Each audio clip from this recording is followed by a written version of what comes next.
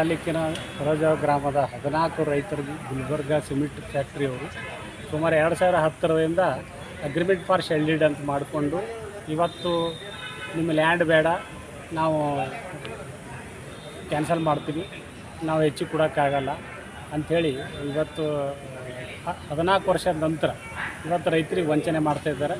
ಇದ್ರ ಬಗ್ಗೆ ಜಿಲ್ಲಾ ಆಡಳಿತ ಮತ್ತು ಮೊನ್ನೆ ನಡೆದಂಥ ಮೀಟಿಂಗ್ನಲ್ಲಿ, ಪಬ್ಲಿಕ್ ಹಿಯರಿಂಗ್ ಮೀಟಿಂಗ್ನಲ್ಲಿ 8-8ಕ್ಕೆ ಮಾನ್ಯ ಜಿಲ್ಲಾಧಿಕಾರಿಗಳ ನೇತೃತ್ವದಲ್ಲಿ ಅಲ್ಲಿ ಗುಲ್ಬರ್ಗ ಸಿಮೆಂಟ್ ಒಂದು ಆಯೋಜನೆ ಮಾಡಿತ್ತು. ಅದರಲ್ಲಿ ಪಬ್ಲಿಕ್ ಹಿಯರಿಂಗ್ ಮೀಟಿಂಗ್ನಲ್ಲಿ ಅನ್ಯಾಯ ಆದ ರೈತರಿಗೆ ಯಾರೂ ಮಾತಾಡಲಿಕ್ಕೆ ಅವಕಾಶ ಕೊಡಲಿಲ್ಲ. ಆ ಕಾರಣದಿಂದ ವಿನೋದ್ ಕುಲಕರ್ಣಿ ಮತ್ತು ಖಾಲಿಕ್ ಜಾಗೀರ್ದಾರ್ ಅಂಥೇಳಿ ಇವರೆಲ್ಲ ವಂಚಿತರು. ಸುಮಾರು 14 ಜನರಿಗೆ ನಮ್ಮೂರಲ್ಲಿ ಇರ್ತಕ್ಕಂಥ ರೈತರಿಗೆ ಅಗ್ರಿಮೆಂಟ್ ಫಾರ್ ಶೆಲ್ಡಿಡ್ ಮಾಡಿಕೊಂಡು 14 ವರ್ಷದ ನಂತರ ಇವತ್ತು ನಿಮ್ಮ ಲ್ಯಾಂಡ್ ಬೇಡ, ಏನೂ ಬೇಡ ಅಂತ ಹೇಳಿದ್ದಾರೆ.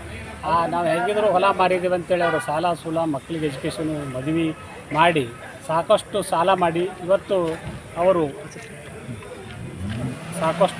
ಸಾಲ ಮಾಡಿ ಅವರು ಇವತ್ತು ತೊಂದರೆಯಲ್ಲಿದ್ದಾರೆ.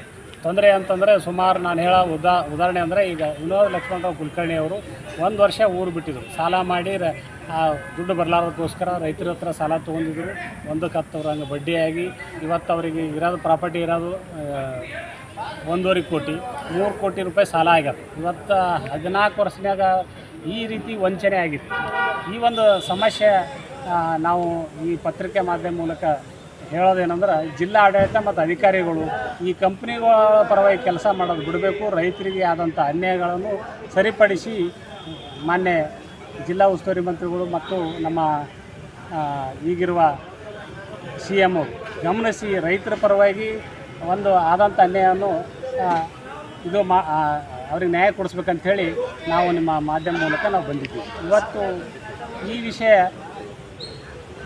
ಹೇಳಕ್ಕಂದರೆ, ಒಂದು ಗುಲ್ಬರ್ಗ ಹೈವೇ ರೋಡಿಗೆ ಒಂದು ಕನೆಕ್ಟೆಡ್ ಆಗ್ಯದ ಒಂದು ರಸ್ತೆ. ಆ ರಸ್ತೆ ಸುಮಾರು 10 ವರ್ಷದಿಂದ ಆದರೂ ಕೂಡ ಕಲ್ಲಪ್ಪ ಹೊನ್ಕೇರಿ ಪ್ಯಾಟಿಯನ್ ಅವರಿಗೆ ಒಂದು ಪರಿಹಾರ ಕೊಟ್ಟಿಲ್ಲ. ಉಳಿದವ್ರಿಗೆ ಎಲ್ಲರಿಗೆ ಪರಿಹಾರ ಕೊಟ್ಟರೆ ಅವ್ರದ್ದು ಕೂಡ ಇವತ್ತು ಲ್ಯಾಂಡ್ ಹಾಳಾಗಿದೆ, ಒಟ್ಟು ನೀರು ನಿಂತು.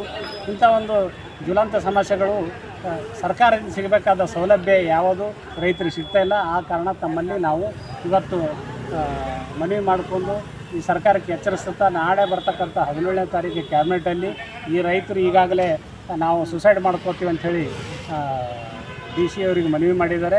ಮತ್ತು ಕ್ಯಾಬಿನೆಟ್ ಕೂಡ ಬಂದು ಅವತ್ತಿನ ದಿನವೇ ಅವರು ತೀರ್ಮಾನ ಮಾಡ್ಕೊಳ್ಳೋಕ್ಕೆ ರೆಡಿ ಇದ್ದಾರೆ.